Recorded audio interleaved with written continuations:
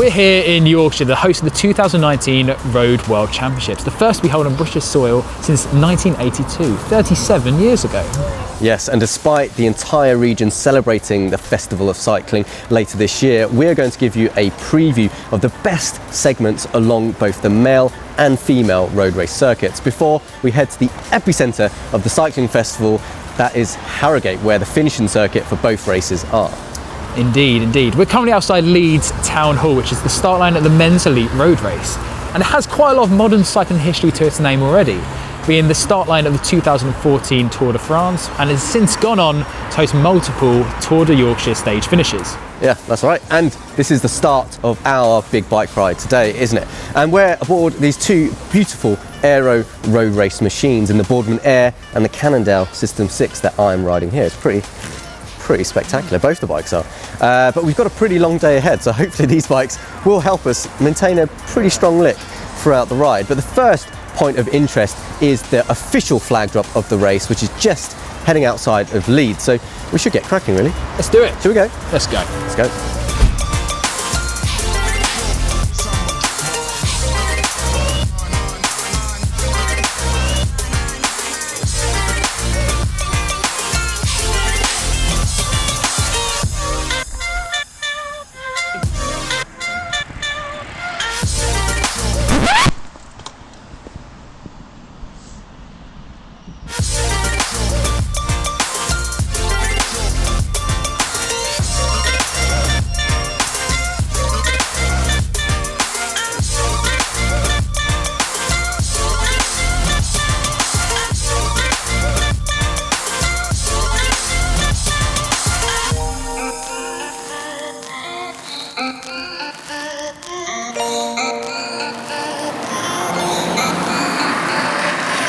First major checkpoint of the men's elite road race is right here-ish, round about here anyway, because this is where kilometre zero is, where the flag will drop and the race will officially start.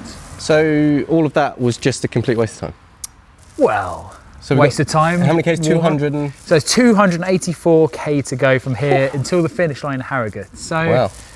Yeah, they're going to be covering close to 300k that day, which it'll be a rainbow jersey that is well earned anyway. So with quite a few key segments to get going on with, we should head to the climb, shouldn't we?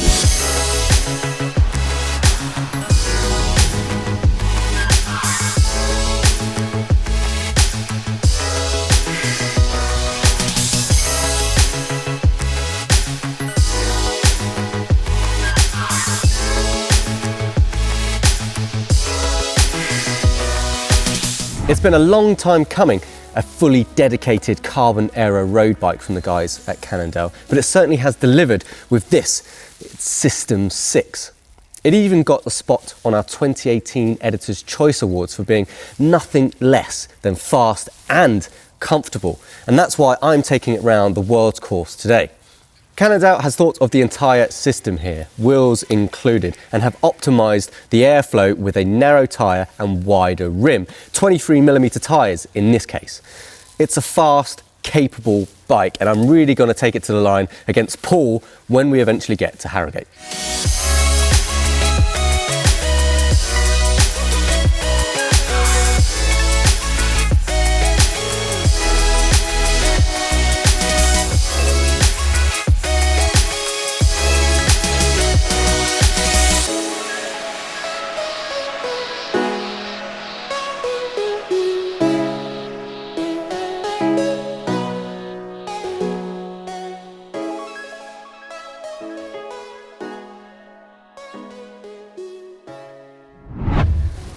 We're now on the second of three categorised climbs for the men's elite road race.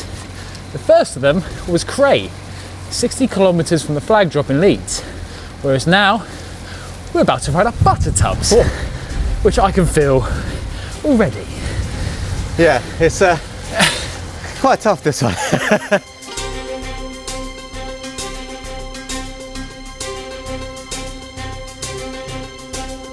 Lumpy. It's a very hilly course. I should say it's lumpy, even though somehow, when this exact stage was ridden in 2014, it ended in a sprint finish.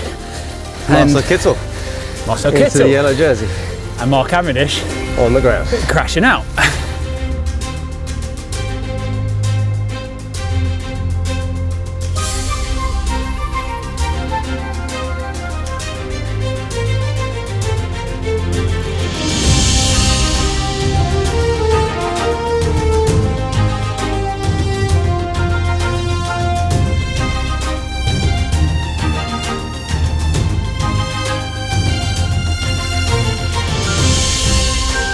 2014 had the Tour de France when it came to Yorkshire.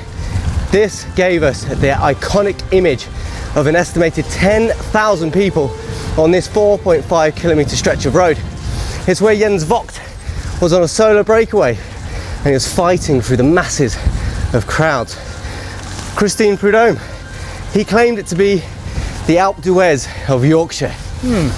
I mean, that may be in a bit of a slight exaggeration from his part, but you can be sure this is where the crowds will flock to once again on September 29th, as it's an iconic part of the race. And as you can hear from our breathing, it's quite hard as well, averaging just under 7%, and it's the highest point of the world this year at 527 metres. Oh, I think that attack I did earlier, mate, started to really great. Oh, shouldn't have gone when the flag dropped, mate. See you at the top. Bye, Paul.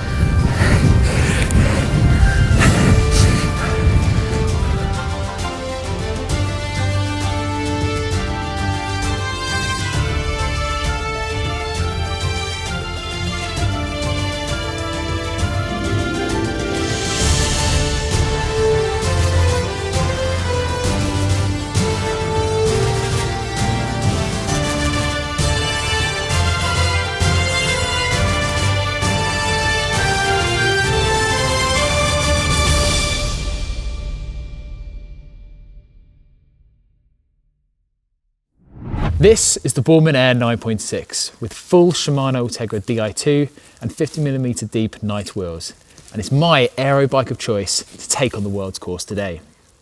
It is a pretty rapid aero bike that has had former Olympic champion Chris Boardman design it and has seen the likes of the Brownie brothers race to great success.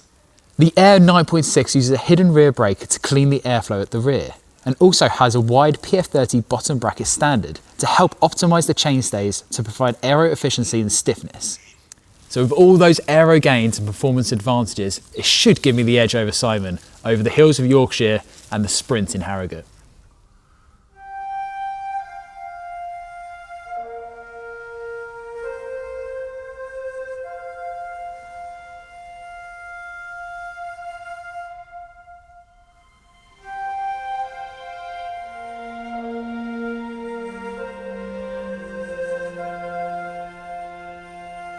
So we've come to the third and final climb of the men's road race, and it's up here to Grinton Moor, and as the name suggests, it climbs from the town that bears its name. The main crux of this climb is a 6.6 average gradient, but it only has a few steep slopes and some plateaus, but there's more to it than meets the eye.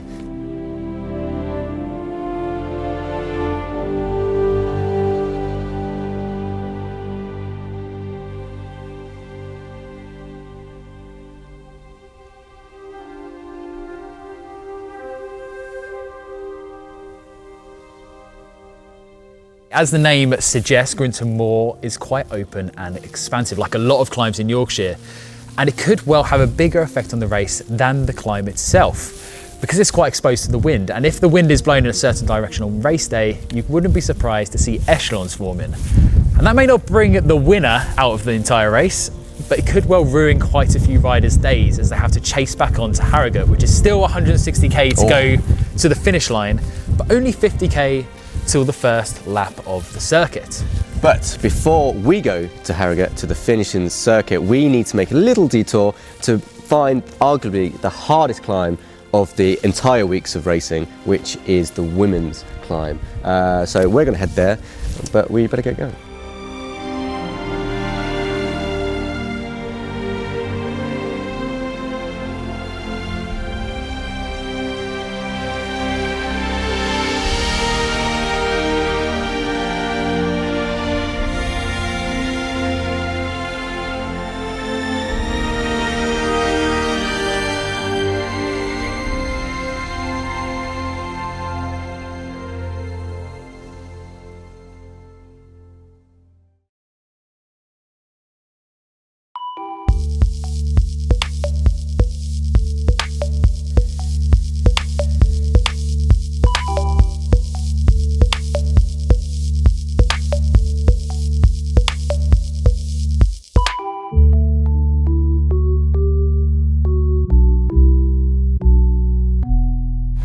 We're on the final run-in into the final climb of the women's race, which is known as Loft House, or locally known as Trapping Hill. And it's arguably the toughest climb any of the races will face over the week-long championships, even though it's only 3.5 kilometres long. So this is the second of the 2 climbs the women will tackle after Norwood Edge. And it comes within the first 50k of the race, which is 149.5k long. This climb actually averages 7.6% gradient. It maxes out at a whopping 13.6% gradient. So it's going to be a toughie. So yeah, we're probably going to absolutely slog our way up there, struggling all the way. However, the women shouldn't find it too bad, and it probably won't be a race-defining move because it still comes over 100 kilometres from the finish. So it probably won't be the race-defining winning move, but it may well end a few riders' dreams. I think we should do it in the little ring though, mate. Little ring. Tap it up. From now. Down we go. Oh, down we go. Oh, oh, there we go. Nice and easy, mate, on the tops.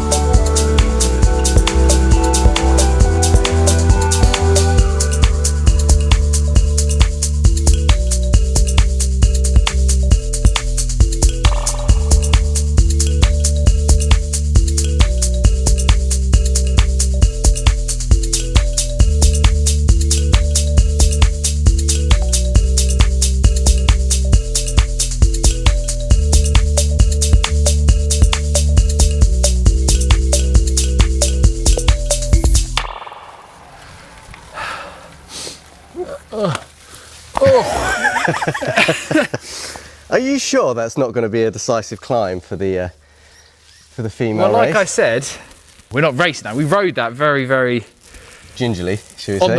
On the limit, but that is a monster climb. That is tough. Yeah, I'm not going to lie. I just want to get to Harrogate now. So that's next. So we've done all the climbs now for both the male and female races, and it's just the Harrogate and the circuit to the finish. Let's do it. Come on. See who's going to be world champion out of me and Paul. He's good.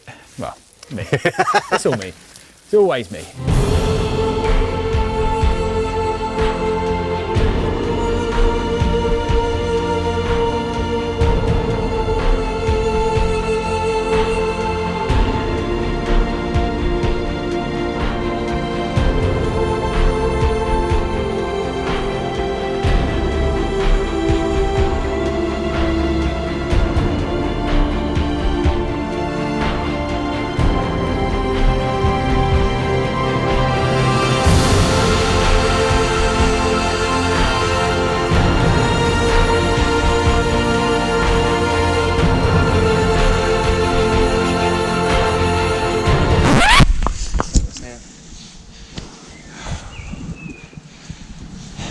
Right here? Or? I think so, yeah. I think it's a bit further on.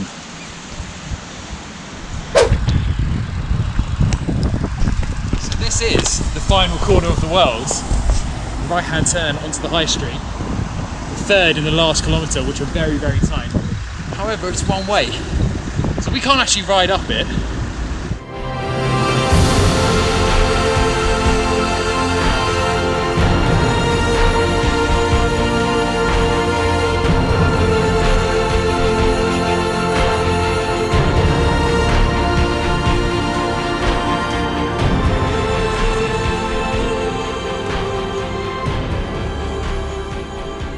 So yes, we finally made it to Harrogate. So the festival of cycling ends here, and it's the end of our long journey. Yeah, and it's been a tough day. It's been a very tough day. Yeah, I mean, we've taken in 2 climbs of the men's, 1 climb of the women's, but yeah, it all comes down to Harrogate here and this circuit, this 14-kilometre circuit, which the women will complete 3 laps of and the men will complete 7. And we've ridden around it, and it's quick. but it's lumpy. Rapid. It's Yes, so I mean there's still another over 1,000 meters of elevation to gain in the last 7 laps for the men, a little less for the women because they're doing 3 laps, but there's still time to be shelled and still time to be worn out by the faster guys. Yeah, exactly. And each lap's 220 meters elevation gain, so that's just going to keep on ramping up, keep getting in. You may not even feel it because they're going to be going so quick around here, because like we said, it's going to be just strung out like elastic, kind of going in each corner and then strung out again, chasing back on, and you're not going to probably feel it for the first few laps, but then towards the end someone may go and the recipe will be just spat out the back. So it's basically like a criterium. It's fast, it's flowing, there's some 90-degree tight hand, right hand bend, left hand bends, like it's got everything. And the thing to remember here, these are residential streets. They're not super wide streets where you have bags of room to do what you like. There's going to be a very specific racing line and the guys will be charging for the front. And if you're not in the top 10, at least I say, you're going to be having difficulty working twice as hard because you have to brake, choose someone else's line because someone's taking it, and then sprint back on, and you're always losing speed in that sense. Yeah, and especially the last kilometre is crucial for the whole race. There's 3 corners which are 90-degree turns or even sharper, and I mean I'm thinking of the final lap in particular, but the build up to it, because they're only 14k laps, so the 3 laps to go, 2 laps to go, and the final lap, if you're not in the top 20 riders, even going into that third last corner, you're going to struggle to get back round because it's kind of downhill, it swoops around, and the position is just going to be absolutely crucial getting into those corners.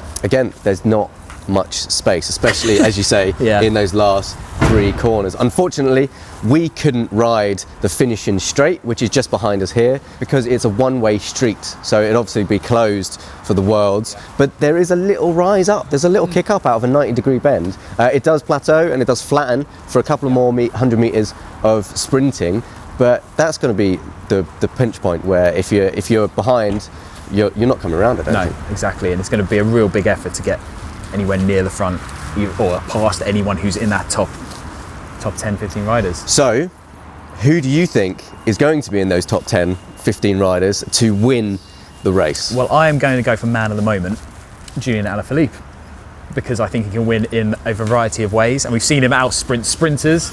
We've seen him Crazy. He could punch his way up that climb if he was at the front, which he could easily do. He could send it off the front on the final lap, make everyone panic, and he'd just pick his own racing line through those final corners. And I just think he'll win 3 ways, probably more that I haven't thought of off the top of my head. But yeah, I'm going to go with Alaphilippe. How about yourself? So I can't look beyond Peter Sagan for that, and maybe him and Alaphilippe will be punching it out for the men's race at least. Yes, exactly. And for the women, I can't look past a few key riders. So Annemiek van Vleuten, Anna van der Breggen, and home favourite, returning to the sport this year, Lizzie Deignan. I mean, we don't really know of her form right now. We're filming in early April, so if you're watching this in September, don't come after me on Twitter. But I think this is a home race. She's from Yorkshire, she's from Otley. And why not her? I mean, why not? This is why she came like back to the sport. Like, this is why she was ready to go. But yeah, it's going to be. I'm Either way, it's going to be a a massive week of cycling, and it will be great to watch wherever you decide to watch, from home or coming to Harrogate to watch the finishing circuit here. And that wraps us up for the day, I think. I mean, me and Paul, we drew at our mini world championships together because we had to walk the final climb. Are you in agreement with that? If you want to take it, you take it. I don't want to take it. I want to draw. Well, yeah, that's fine. It's a draw. It's fine. But that concludes our epic race preview of the 2019 World Road Race Championships. And if you've liked this video, please do like and subscribe our Cycling Weekly YouTube channel. And if you've got any comments to leave us about the course and who is ultimately going to win each race, do leave them in the comment section below. But until next time, we'll see you then.